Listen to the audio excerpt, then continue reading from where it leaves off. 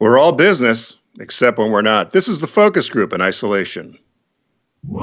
It's the savvy side of 9 to 5. Listen. Bueller. Laugh. And learn. Negotiation. This is what you do in business. This is the focus group with Tim Bennett. Staunch. And John Nash. Keep your clothes looking neat and clean. We're all business. Except when we're not.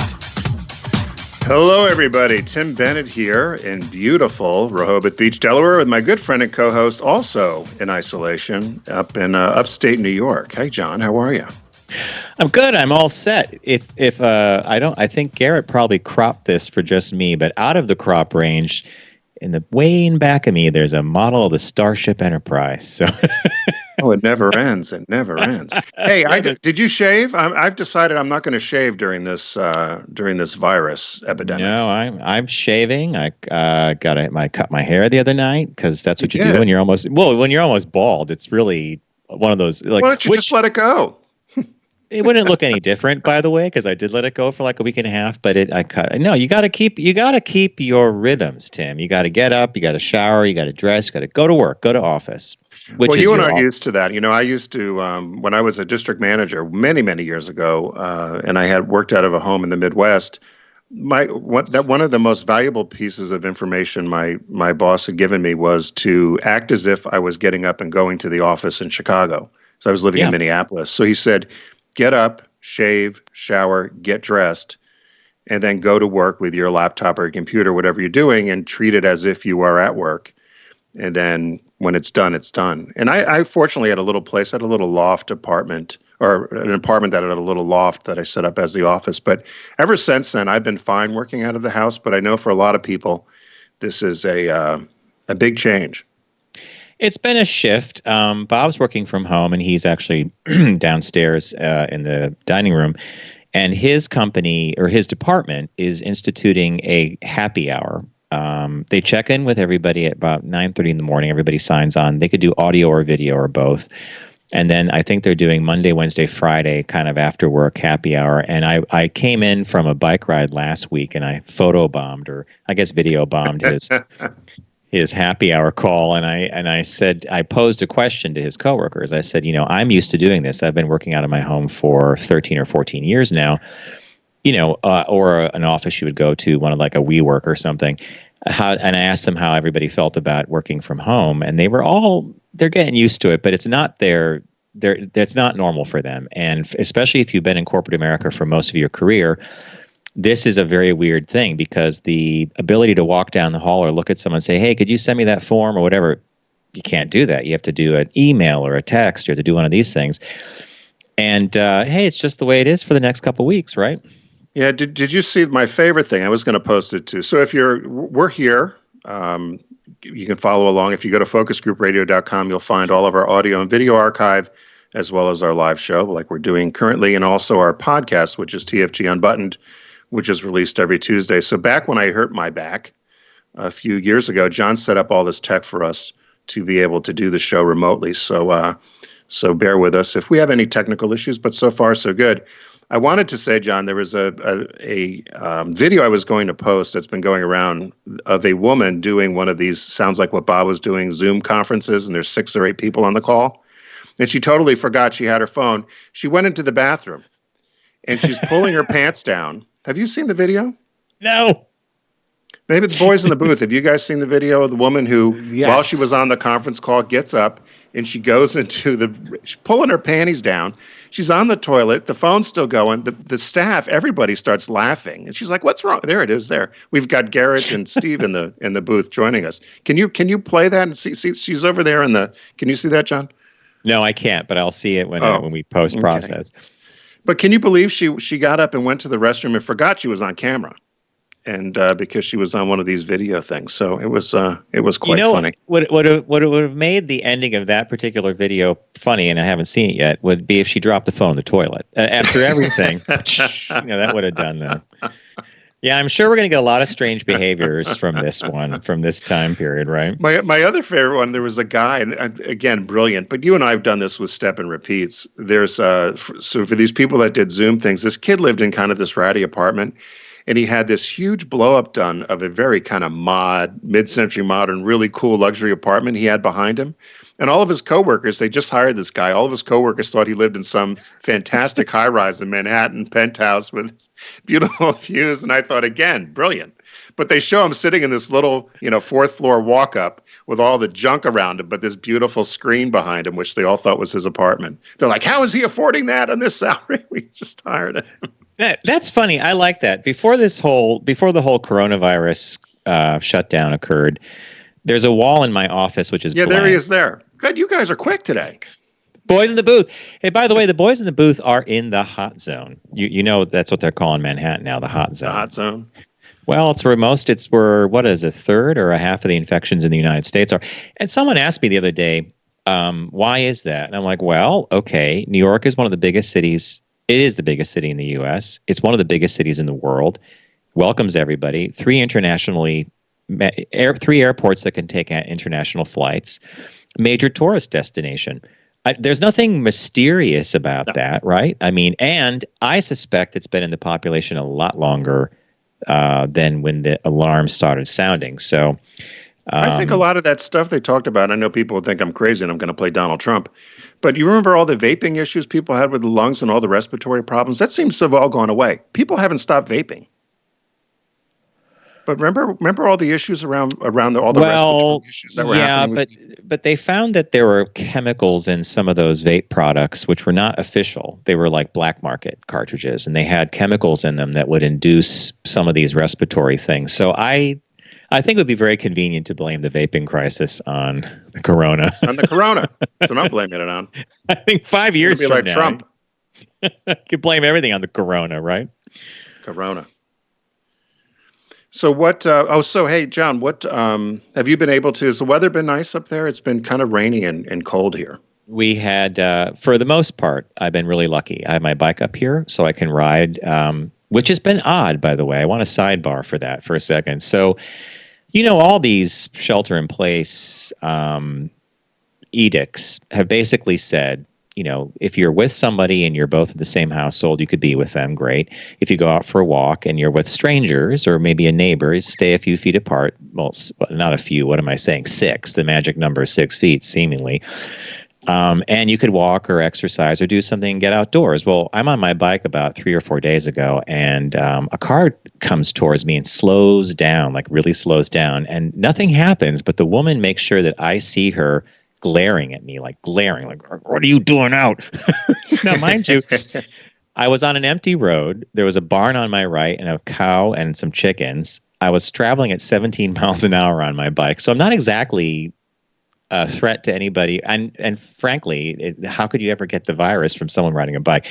But that's the extremes we're going to. So yeah, I've been able to do the exercise, and we walk when we can.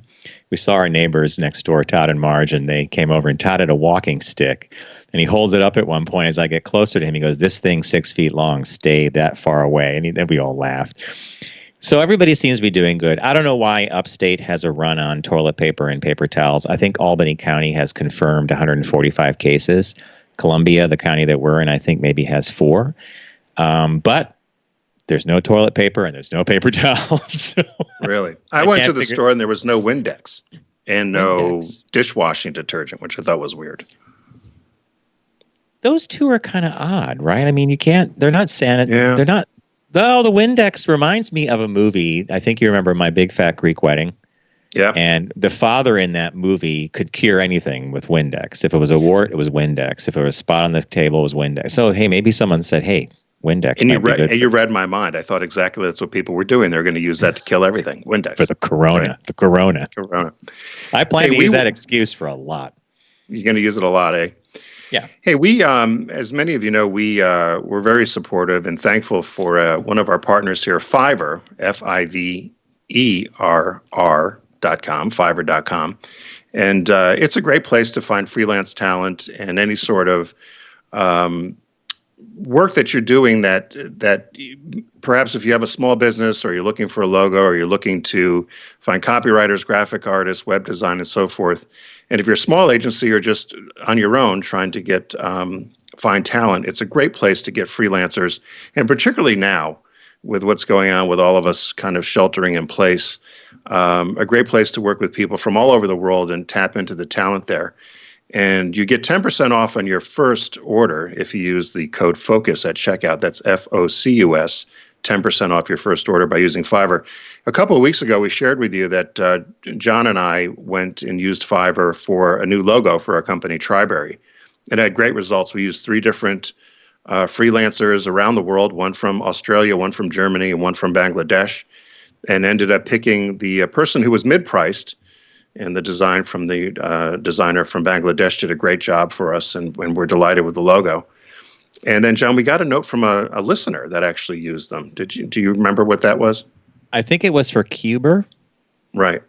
Quber was the name of it, and it was they were doing it was kind of a fun thing for a friend of them, right? For a friend. Yeah, a listener named Linda. She was in Park City, Utah, and they had a friend that was driving them all over the place, and his nickname was Q. Q. And so they were like, "Oh, Uber, Cuber, Cuber." So trying to figure out a way to thank him.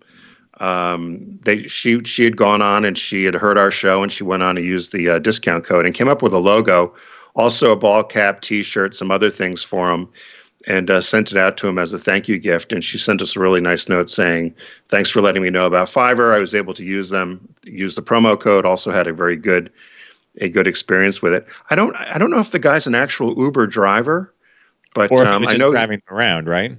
Right, but and they said the number 10 or whatever they used or something around that was related to the fact that he always received always a 10, or he was always on time on the dime or something like that effect. But I thought it was pretty cool because there was somebody that actually she had said in her note that she didn't have any idea where to start, but wanted to do something unique and thought this was a fun idea.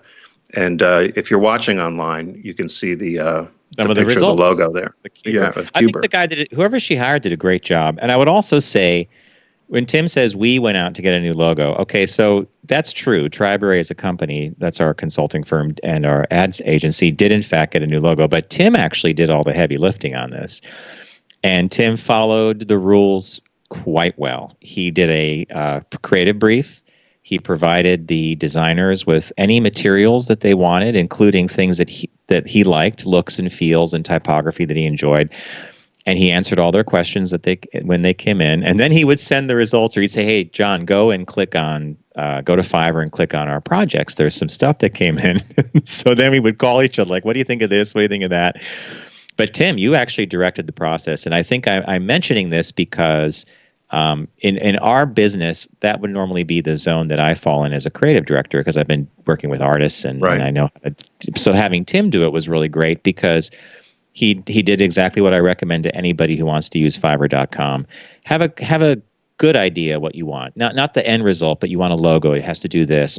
Collect a couple of samples of things that you really enjoy. Maybe it's a color, it's a look, it's a feel, it's typography that you might like, and give the designer every opportunity to give you what you want by letting them know all these things. And Tim did that and got great results. And I think that Linda did it with Cuber as well, because it's not a bad looking logo at all. No, it's really well done. And by the way, I need to, I'll say it here on air. I've started the process. We're also using Fiverr to help redesign our website, but I need to talk to you about that. I'm a little over my head for a couple things, but I need to talk to you about it first. By the way, we might both be, because they start asking questions like, "Do you want this? Do you want that?" I'm like, "I don't know. Just do it." We know it looks good, right? Yeah. So as Tim said at the top of this, we want to thank Fiverr for being a partner of ours here on the Focus Group. Makes a lot of sense, especially if you are a small business and you just don't know where to find some of these resources or some of this talent. Go to Fiverr.com. You could actually search by project. One thing that Tim found that I thought really is a great way to search, you could actually search for when you need it by, 24 hours, 48, a day, a week. Narrows it down to designers that can actually turn it around that quickly, and you're not going to be disappointed. And if it's your first project with Fiverr and you go to them, by all means use the code FOCUS, FOCUS, because you'll get 10% off your first order. And last but not least, as Tim said, he did a range of designers. We had a very inexpensive one, and we had someone who was not so expensive, but more than the middle guy. It was interesting what came back. So if you have a budget, you may consider giving the same exact brief, the material you collect, to more than one person, because you may get a better range to choose from. So it's Fiverr.com, and use the code FOCUS, FOCUS, to get 10% off your first order. So thanks to them.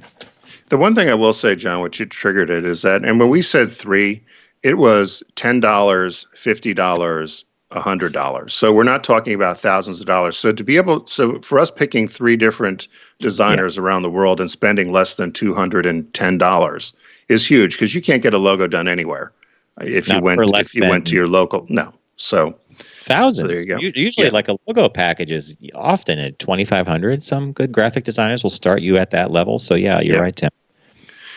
So, Mr. Nash, what caught your eye this week? What caught your eye? Here's what Tim and John found.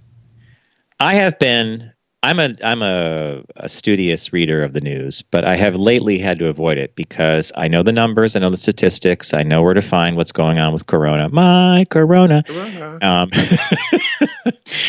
But you have to turn it off at some time or you go crazy. So it's been very hard for me to find things that catch my eye because everything that's catching my eye is dealing with the disease. However, there was something that came up and it fit into my zone of space exploration. It's a NASA thing. So when we were younger, actually, I scratched that. Anytime in your life something's not working, more often than not, one of the first remedies we usually do is we hit it.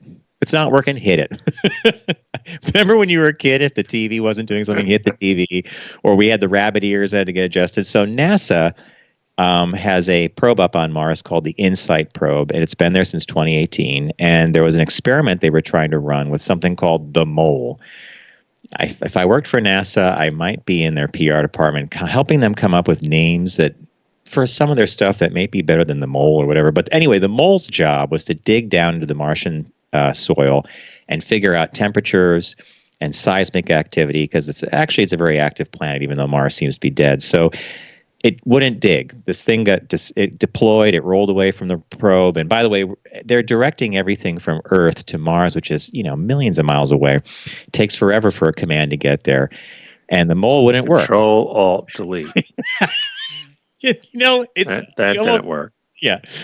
So they finally figured out that they could use a different part of the probe to literally knock this thing and put pressure on it so that it could gain traction and do what it was supposed to do. It had a drill bit that was supposed to go down and start sampling the soil. It took them a while to program it. And I imagine that what I saw on a Twitter feed of a video of this thing happening probably took hours for them to record it, because it takes, I don't know, an hour and a half, or I don't know how long it takes to get to Mars when they send a message, and it has to come back. So they would send these little bursts of code until finally they had enough code in the memory banks of this thing, the InSight probe, for it to put its thing out, its shovel out, and go bap, bap, bap. It would tap, tap, tap, and it tapped this thing, and it got the mole working. So we're all happy about that. But the oldest trick in the book, right? Hit it. Well, it reminds me of all those toys we had as kids, too. Yeah, they always showed on the commercial how well they looked, but they never worked in the dirt or anything. They just sat there and spun. So that's probably a similar thing. Take me back to the good old days of toys that I used to dream about. Like, wow, do you remember chemistry sets and all this other stuff? You'd be like, when I get that, I'm going to do this, or I'm going to do that. And then the thing would come, and exactly what you said, Tim, it would just sit there. You're like, that's not doing anything. All you needed was baking soda and a little vinegar, and that was it. The kids lost interest. Wait, is that what we used to use to make a volcano? Yes. Fizz up, then you flare up. Okay, yeah, all right. Make the whole thing. So I had I you went wanted a different to direction than Mars. You went very different. I did go a different direction. I didn't want to do anything that was coronavirus related, but I did find something that did catch my eye. The title is "Sex Toy Sales Surge During Coronavirus Pandemic as People Learn to Appreciate Their Alone Time." Bye, Corona. So, worldwide sex toy sales have surged in recent weeks as a huge number of people are stuck in with the coronavirus, and self-isolation discovery has been a new thing and a benefit of our time alone. So there's a German company called Womanizer, and they're recording. I think they make. Whoa! The company's called Womanizer. Yeah, it's a brand. It's T3. According to T3, a sex toy brand womanizer. Hmm. Their January through March sales versus what the projection was through the first quarter, 50% higher than predicted or projected.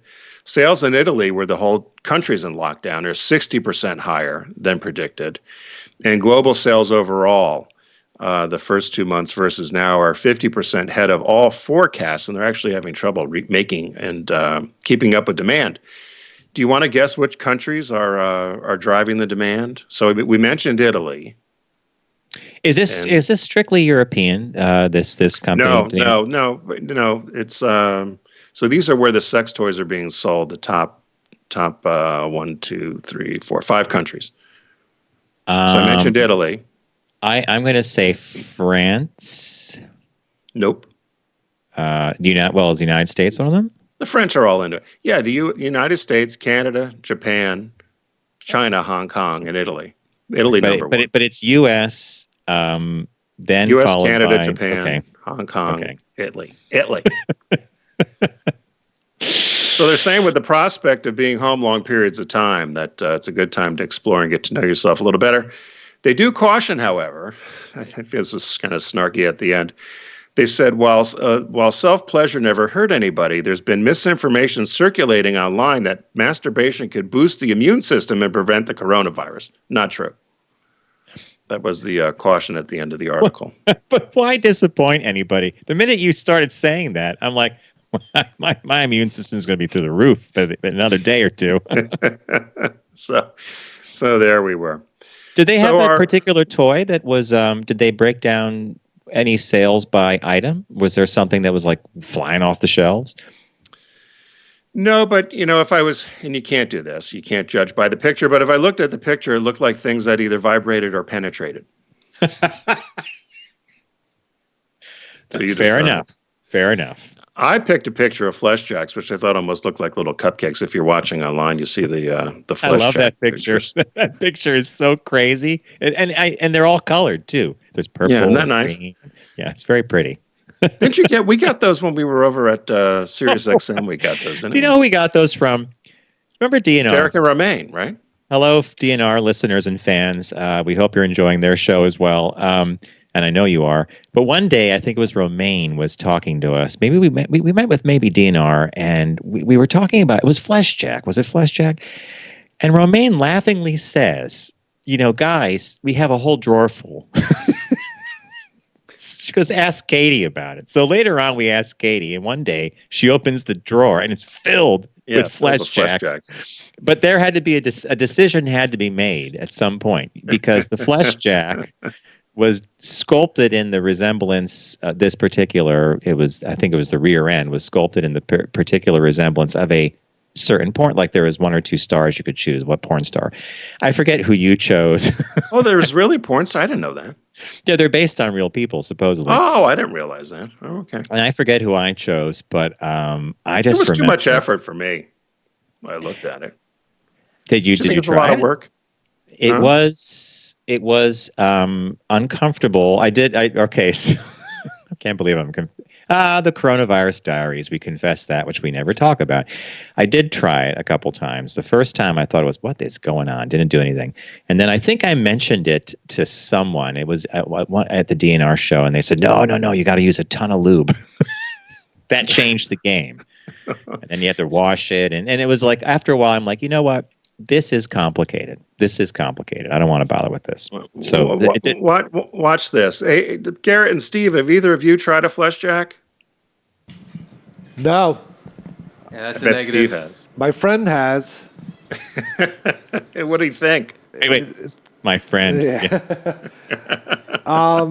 It's kind of like just too much work. He liked it, but after a while, you just get bored of all the cleanup and everything. You go back to the old standby. Yeah, get bored fucking a piece of plastic. I can imagine that.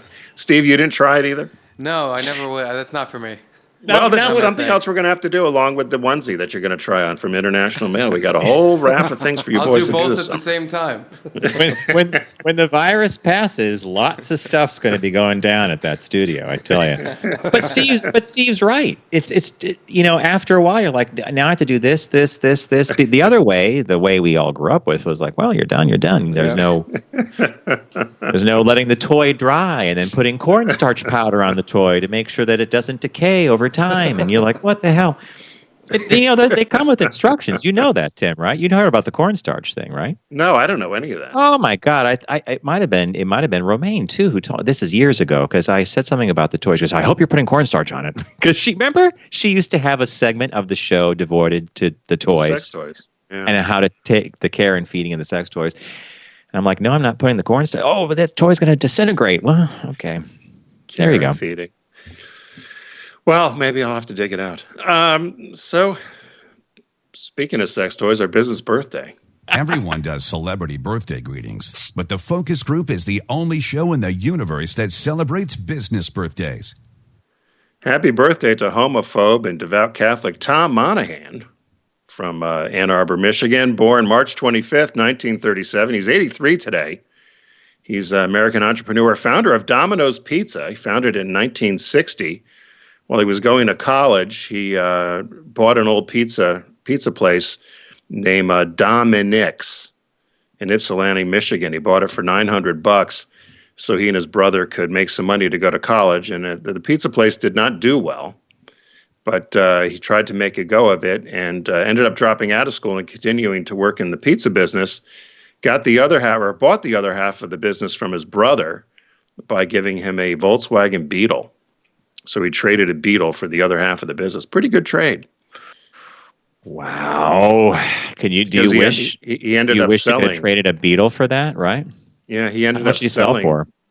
$1 billion to Bain Capital. Jeez. He ended up selling 93% of the business in 1998, 38 years later. So it, quite an investment. He met his wife while he was delivering pizzas, Marge, in 1962.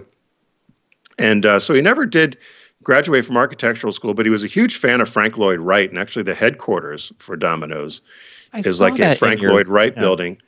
It's twice as long as the Empire State Building is tall and has the largest copper roof in the world. And it's full of original Frank Lloyd Wright artifacts and so forth. He was a huge collector of Frank Lloyd Wright furniture and all kinds of, memorabilia, for lack of a better word. The one thing he did with Domino's, which if you ever ordered it, and of course his business model became franchising and setting up around college campuses, a lot like when we talked about Urban Outfitter.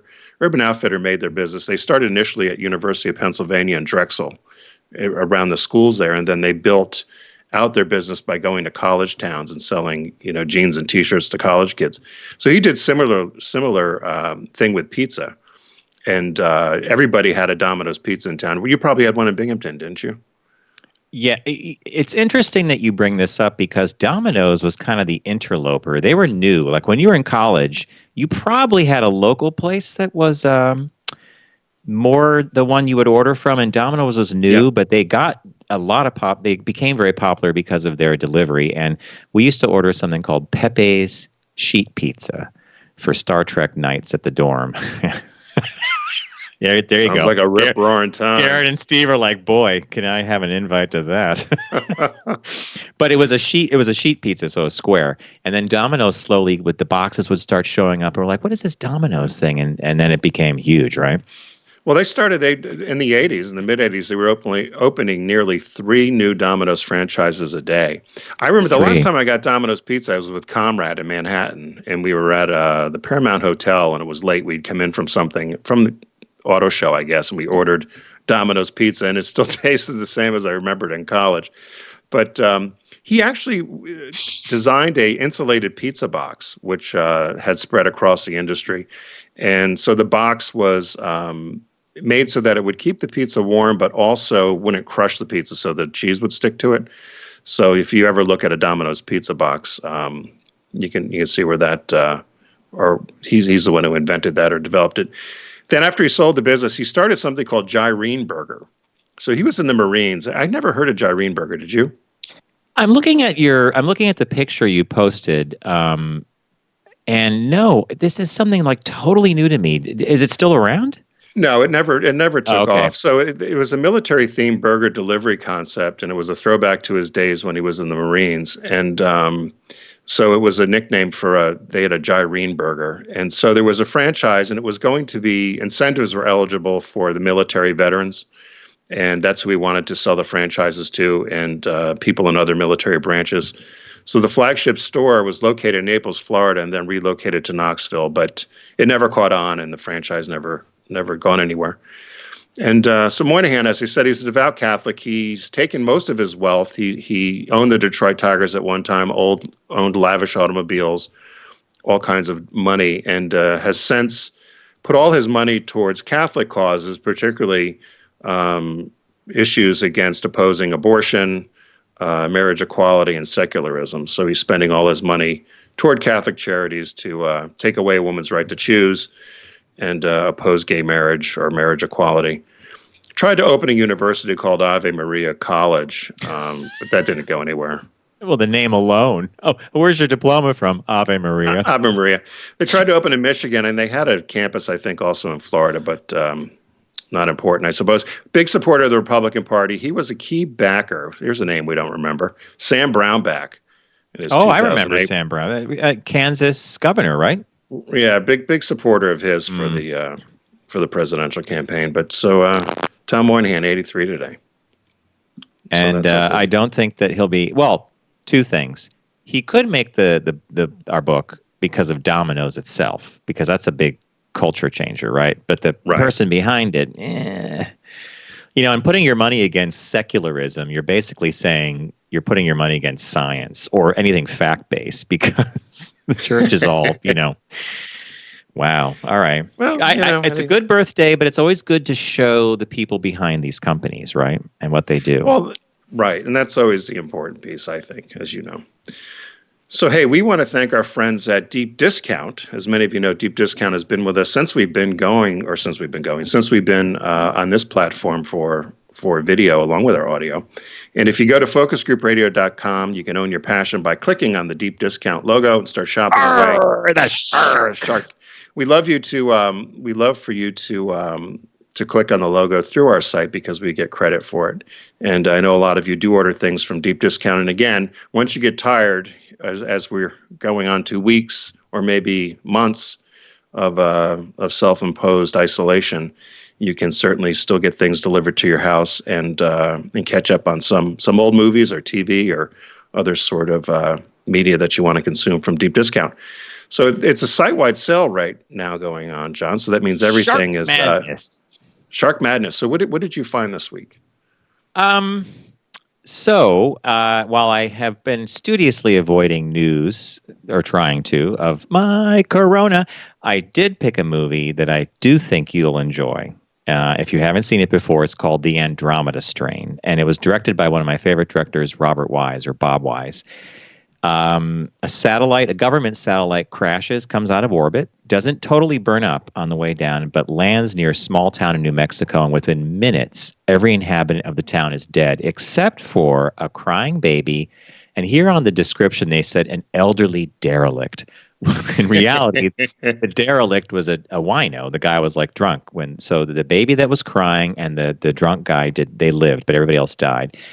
The satellite is retrieved by a special team the government has, and it's taken to an underground facility, multi-levels down, really well done. And they code-named this. They know there's an extraterrestrial virus on the probe, and they called the virus Andromeda. And the movie follows them trying to identify the virus, trying to figure out how it reacts to us, and then it goes through that. But really well done movie, Andromeda Strain. It's on Blu-ray from Deep Discount. Great movie to order in.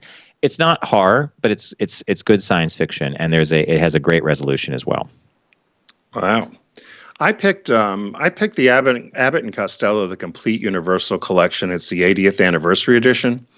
And what made me pick it, I was going through the scanning or flipping through through channels, and they were showing the Abbott and Costello, the 30-minute or the 23-minute sitcom that was done in the 50s and 60s.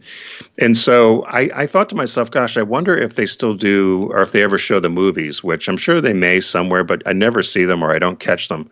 So I looked, and sure enough, at deep discount, you could get the full collection. It's close to, I think, somewhere between, I counted 25 and 30 full-length movies. It's a 15-disc set of all the movies from Abbott and Costello. As I said, it's the 80th anniversary edition.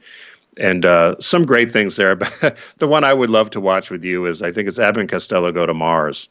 So you could just... I'm looking at that one right here. Yeah, I see the name. You can just imagine what's going on with that, right? So I thought that would be perfect, and again, it's at a great price at deep discount. So what's the release this week? New release is a movie that I desperately tried to get to the theater to see because everybody told me that the theatrical experience was going to be really riveting. And it's Sam Mendes's movie 1917, Oscar-winning. He's an Oscar-winning director from the Bond movies, Skyfall and Spectre, and he's also well-known for American Beauty, one of my favorite movies, which Tim fell asleep in. Saw the first 2 minutes, the last 2 minutes, then deemed it one of the worst movies he's ever seen. You know, and you have to agree. No, I don't have to agree. I happen to like American Beauty a great deal. So I don't know why you're hung up on that American Beauty. You know that it was not a good movie. We could discuss the English Patient in that category. I'm not sure about American Beauty. So at the height of the First World War, two young British soldiers are given a seemingly impossible mission in a race against time. They must cross enemy territory and deliver a message that will stop a deadly attack on hundreds of soldiers. There are shots in the movie that are super long that I don't even know how they made them. A friend of mine went to see it several weeks ago when it was still in the theaters before the Oscars. And I just got a text after the movie. He said, unbelievable. You have to see it in the theater. If not, ... get it as soon as it comes out. So I would highly recommend 1917 on Blu-ray. So a big thanks again to our friends at Deep Discount. Go to focusgroupradio.com, click on the shark, and I could do this with my laptop. See, I go, the shark.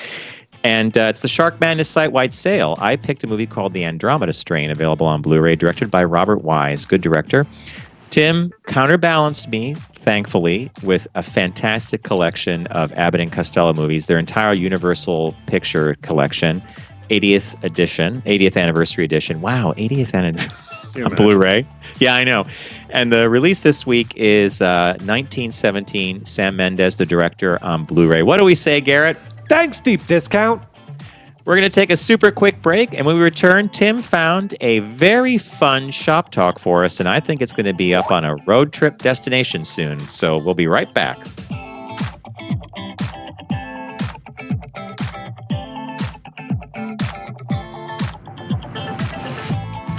You're listening to The Focus Group with Tim and John. Learn more at focusgroupradio.com.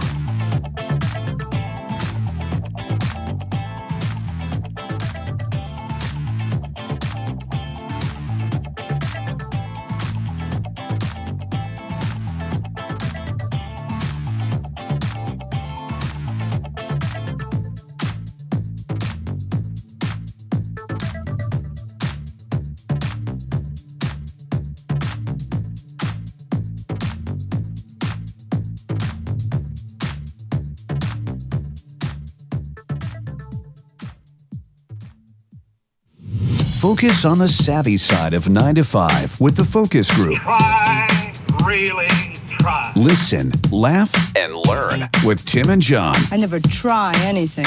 I just do it. Hey, welcome back to the Focus Group. Tim Bennett here, as always, with my good friend and co-host, Mr. John T. Nash, who's waving. Hi, John. The magic. It's the magic via the magic of where are we? I don't even know. Oh, the internet's is going to break down under the crushing weight of Facebook posts, people doing what we're doing, everybody staying indoors. But Tim, I have to congratulate you on this find. Thank you for finding this. This is the shop talk. Yes, I want to go here, and I know we'd have to make an appointment. And it's a state I've never been to. Have you been to the state before? Yes, you were, John. You were in Kentucky with me when we drove cross country in the VW Beetle. We went through. Were Kentucky. we there for I don't remember. We went to Cracker Barrel. Do you remember? Oh, ooh.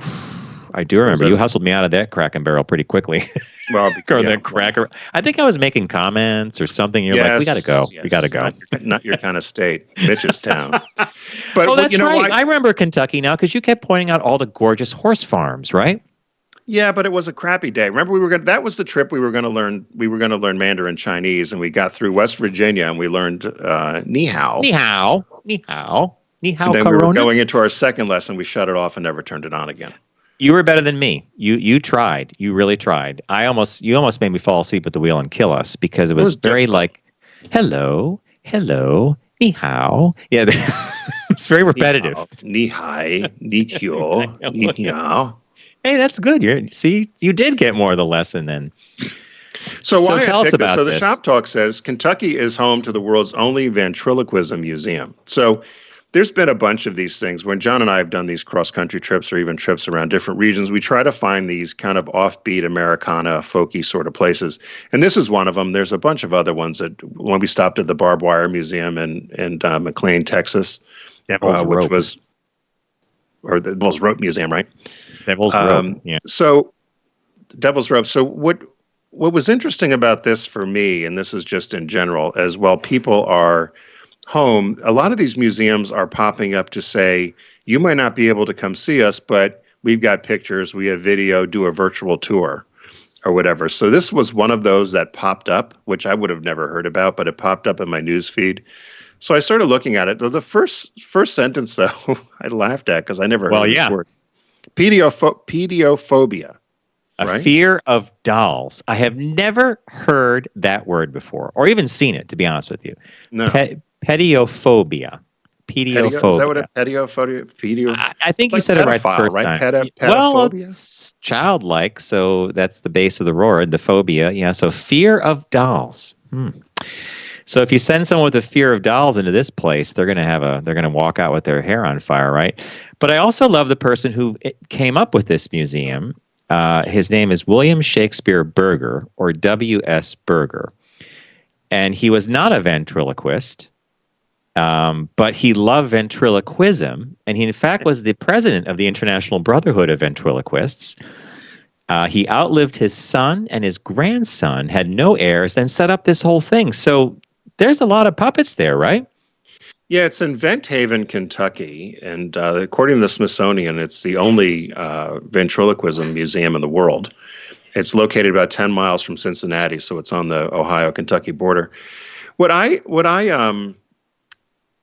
thought about this as I heard this, when we were growing up and there were so many variety shows on TV, there was always a ventriloquist. And you remember they have the actual doll that the woman did lamb chop. Remember Sherry Lewis? Sherry Lewis and lamb chop, yep. But there were all kinds of other ventriloquists. And I think there was a show, America's Got Talent, they had a ventriloquist on there. But it seems to me to either be a lost art or it's just not something people, almost like burlesque, right? People don't watch it or don't consume it anymore. Could you name a ventriloquist person now? They named two in here. I recognized both names, but one I had actually seen advertised when we were in Vegas many, many years ago. They named Jeff Dunham and Terry Fader. But no, beyond Sherry Lewis and I guess who did who was the Edgar Bergen guy? Charles McCarthy or something? Yeah, Charlie McCarthy was the doll, and Edgar Bergen was the ventriloquist because that's Candace Bergen's dad. Interestingly, when Edgar Bergen was doing Charlie McCarthy, they had Charlie McCarthy dolls that you could buy. And I wonder if people got into ventriloquism because they used to be able to buy those toys, right? You used to be able to go out and buy I had one, Danny O'Day. It was Danny O'Day. Danny O'Day? He's still up in the attic. Ooh, My brother and I tried to saw his neck off. We were going to put another doll's head on it, so I think he's got saw marks in his neck. He's no longer mint in box, that's for sure, right? Oh, he's not. He's never was mint in box. I mean, mint in box. But you had the little elastic, and you had to move the mouth, move the jaw, yeah, and you'd pull the little thing. Yeah. So I think that I wonder if there's a. So one of the reasons I love this as a shop talk, two things. You brought up the first one, which is where does the interest come into this, and how do people get into the career, and how do you find this museum? And then the second thing is we've been to a lot of these fun museums. The Devil's Rope Museum. We shut down the Liberace Museum, unfortunately. Then you have Ventriloquism Museum.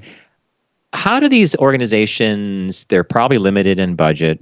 Probably not a lot of people are coming. They make a little money off the gift shop stuff. Like I'd love T-shirts from the Ventriloquism Museum, right? Those would probably be fun. I can imagine what those shirts are. But how would you go about advertising this business? You're in Kentucky. I don't know how far off the highway they are, but this is one of those marketing problems that I think is kind of intriguing because if you stumbled on it, you would have a great afternoon, right? Even though I think it's appointment only, right? But to try to search it out, you're exactly right. And how I stumbled on this, there's another one that sort of caught on. This one didn't catch on like the one. Did you see the bit about the Cowboy Museum? No. So the National Cowboy Museum, it's out west, and they decided to let the security guard take over the Twitter page. And so he was going to start trying to drive traffic to their website. And it's turned into this huge, huge success because the poor guy, his name is Tim. You can see a picture of him. Garrett could probably pull it up.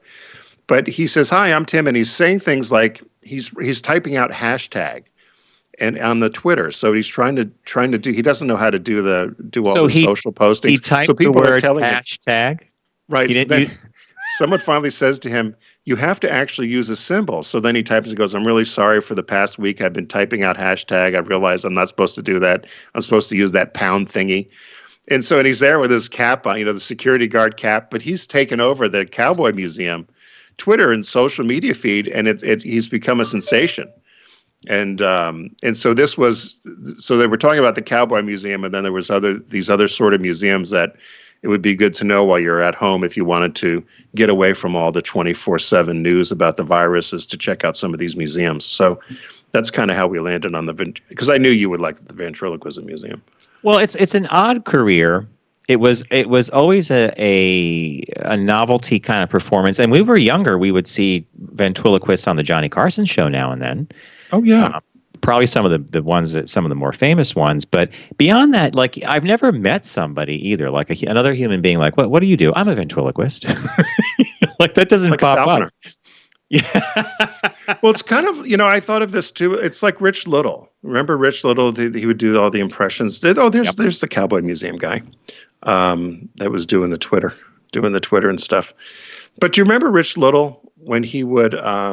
He would do Nixon. He could do anything. Carson would throw a name at him, and he would do the person. He'd go right into the person, right? But who does impressions anymore?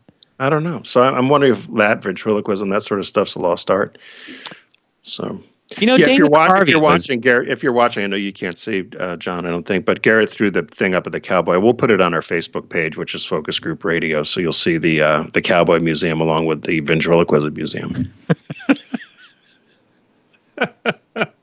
I love the fact that someone in admin said, our Twitter feed needs to be handled by someone. Give it to the security guard. Give it to the security guard. We're not. And here. Unknowingly, because he was so innocent of some of these terms we use, he ends up being hilarious, and people just love it, right? Yeah. It's hilarious. Yeah. Do you guys know who a famous ventriloquist collector is? David Copperfield. The magician Copperfield? Yeah. He has a huge warehouse full of all the old ones and stuff like that. He's always been a fan, and he has a huge collection. I don't know if he has an actual museum, but people that know him say it's probably better than this museum. I don't doubt that. If it's Copperfield, he's got the money for it. But could you imagine him going to enjoy his collection? Like, I think I'll go enjoy the dummies. He walks into the room, and they're all sitting there waiting with their mouths to go up and down, right? What an interesting... Copperfield, the one that does the, disappears a bus. A bus disappears. Yeah, the huge... How does he do all that? That's all nonsense to me. That's just a camera. Yes. How do you disappear? How does a bus disappear behind a curtain? The Statue of Liberty is just the audience was on a rotating platform.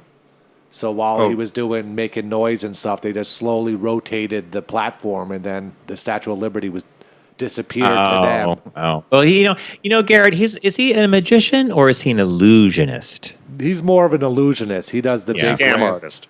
He's a douche. Scammer. I'm with you, Steve. He's a scam artist. There's no loss of love from the boys in the booth for David Copperfield. We need a Vegas show, John. Do we need a Vegas show, you said? Remember the one we went with the guy with the pets when he was mean to all the pets? The bird flew on Andrew's head. That was the Popov Pet Circus. Remember that one? Russian, crazy Russian. You had bronchitis. You had just landed. You were being dragged around. Corona. Well, my Corona. Then I got the bronchitis, and I was being dragged around, and we had to see Chris Angel. I think it was Chris Angel at the Luxor, right? Our favorite show on that trip, though, and this is way off the beaten path from ventriloquism, happened to be Donnie and Marie. And we've said this before. That was one of the best shows I've ever seen in Vegas. It's someone, I forget who I was listening to. Somebody just saw the show again recently and said the same thing we did. Here we are 5-10 years later, that Donnie was great. I mean, he's an entertainer. These kids were raised to be entertainers, right? Yeah, and he made sure that it was the old style where they had the tables that came out from the stage, and he made sure he ran down and touched everybody's hand. It was like, I touched Donnie Osmond. Yeah, no, he high-fived us, remember? It was great. It was a great show. He was fantastic, and we were like, how old is he? And he's dancing like that. That other show that was good, and I'm going to forget his name, so I feel bad bringing it up. The one who did all the drag queen things, that guy, Frank Marino's show. That's exactly what it was. And it was, he had all the different drag queens doing Cher and all that stuff. Yeah. Well, those are the days, Tim. Those are the salad days of going to Vegas and doing all the shows and getting in. And, we broadcast from the Luxor for many years, right? From the pool party. From the pool party, from the Liberace Museum. Back in the day. I had a sinus infection at that Liberace broadcast. And everybody kept saying, you're fine. You're dehydrated from the desert. I'm like, no. You're horrible when you're sick. You're a bad patient. You're a bad patient. Better not Camera, get corona. Go. We were on, and you sat there like a catatonic. I'm like, John, we got to talk for 2 hours. Say something. Yeah, I know. I was bad. But later on, I don't like the way my voice sounds. I think I'm sounding groggy. You sound fine. Talk. But later on at the Wynn, at the adult pool, we really evened things up there. Remember that afternoon with the cupcake? Oh my God! In that pool. Anyhow, everyone folks, those pools, people in Vegas, they're nothing but piss-laden pools in those pool parties, if you ask me. You might want to watch. Yeah, steer clear of the pool, especially after the Corona. All right, so a little far off the ventriloquism museum path, which was interesting career, interesting that someone created a museum out of this, and I would like to go see it someday. Garrett added one other layer. We may never get to see this, but David Copperfield, the magician, has quite a collection of ventriloquist dummies. All right, so we want to thank you guys for joining us today, and we hope everybody's staying safe and staying indoors, and that you get to enjoy us that way too. So big thanks to Fiverr for coming on board. If you want to use them for your first project, use the code FOCUS and you'll get 10% off your first project. We really love them for freelance help from everything from copywriting to logo design to motion graphics to most anything you might need done. And a big thanks to our friends at Deep Discount for being with us here every week. The movie this week, the new release, is Sam Mendes's 1917. It's supposed to be fantastic. I'm dying to see it myself. I selected The Andromeda Strain, and Tim picked a movie, a collection of all of Abbott and Costello's Universal Pictures films from back in the day. Another great way to pass the time. Everybody, please stay safe. Don't text and drive. Arrive alive, and we'll see you in the new week.